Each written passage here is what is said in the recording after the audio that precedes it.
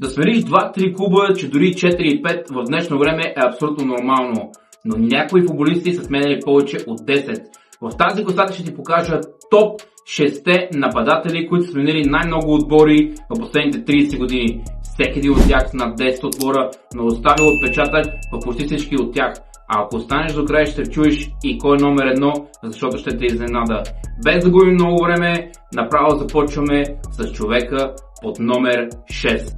Номер 6 в класацията е за Никола Анелка, един от най-любимите ми нападатели в близкото минало. Започвайки кариерата си в ПСЖ, родината си Франция, привлича бързо окото на Арсенал и Арсен Венгер го привлича в отбора си, където за 2 сезона показва страхотни качества и голмайсторски нюх, а това привличат окото и веднага Реал Мадрид активират клауза и го купуват там. Не се получават нещата добре за него и после се връща обратно в Англия. Изкарва престой в Манчестър Сити, в Ливърпул, обратно после в ПСЖ, отива после в Болтън, в Фенербахче, после за 4 сезони над дълги му престой той е изкарал в Стамфорд Бридж на Челси, където продължава да ниже голове, става и голмайстор на Висшата лига с отбора на сините, има после престой в Китай, завършва в Уест Бромвич Албион, а последният отбор, за който играе в лигата на малката булка Индия и Мумбай Сити. Той е един от най-добрите нападатели и нямаше как да не влезе в тази класация с неговите 12 отбора в кариерата. Номер 5 в класацията е Анди Кол, един от най-резултатните футболисти в историята на Висшата лига.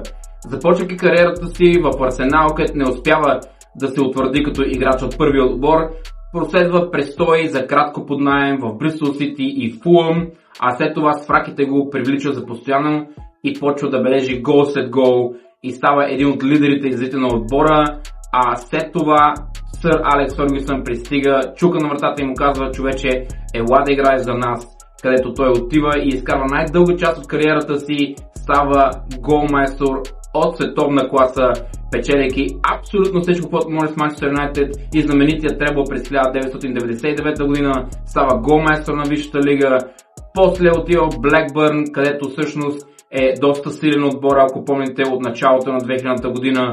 След това имат и престой в Фулъм, в Портсмут, в Бърнли, в Съндърланд и общо кариерата му преминава през 13 отбора. А обаче, където и да отиде, остава знаменит отпечатък с силната си игра и голмайсторския си нюх. С неговите си 13 смени на отбори той заема 5-то място, а само изчакай да видиш какво следва по-натам. На 4-то място е Бобо Виери, легендата на италианското нападение. Започва кариерата си през Торино, Пиза, Равена, Венеция, че дори минава през Аталанта и Ювентус, преди Атлетико Мадрид и дюшекчиите да не го вземат през 97-98 година, където прави зашеметяващ сезон и в 24 мача вкарва точно толкова гола. И лациалите го взимат само един сезон по-късно за почти същата сума от 23 милиона евро, което е рекорд за отбора към момента. Един сезон при лациалите и Масимо Мората и чука на вратата и му казва: човече, ще щупя всякакви рекорди, искам да е в отбора, ела да печелим заедно. Не се замисля дълго време, 43 милиона са платени на лациалите и акостира на Джузепе Меаца, където играе почти 6 години и най-дългия престой в кариерата си и записва името си с златни букви в историята на клуба.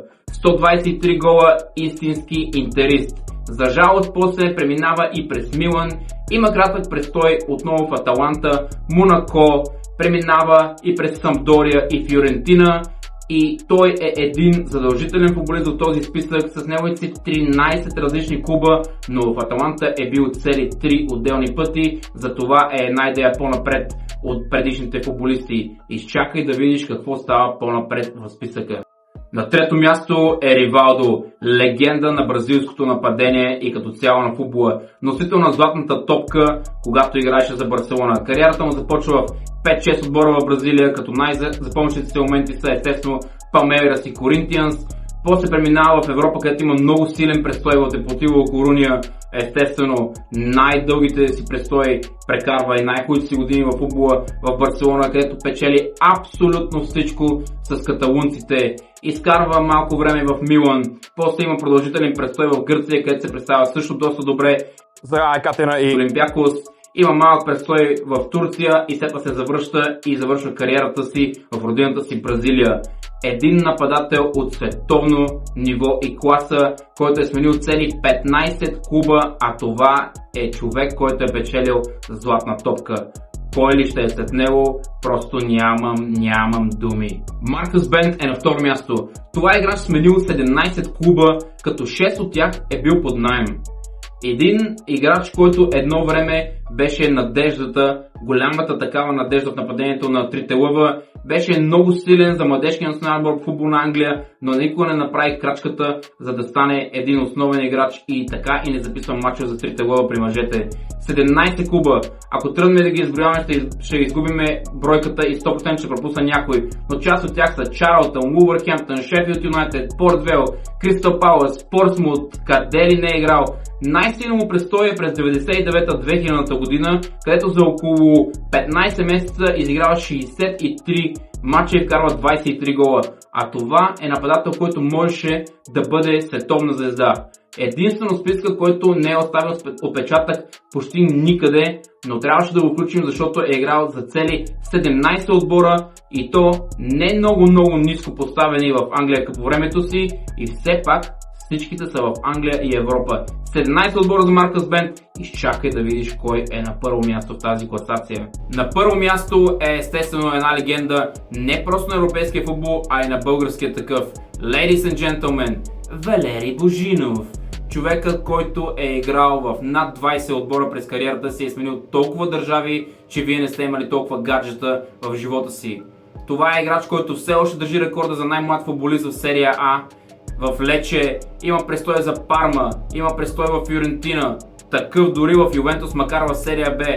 Кратък и неуспешен престой заради контузии в Манчестър Сити, Спортинг Лисабон с Делай разправи, минава после през Риека, имаме престой в Партизан, в Лески, в Ботевраца, чак замина и за Китай с Прашчо във втора лига, върна се после в Лозана, в Пескара, къде ли не е играл. Септември, чудеси, насам там Костенец, къде ли не се е записвал и номер 1 нямаше как да не бъде Валери Божинов.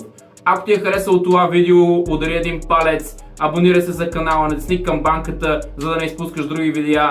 Пиши по-долу в коментарите кой е всъщност футболиста, който може би съм пропуснал и дай идеи за следващи видеа. До скоро!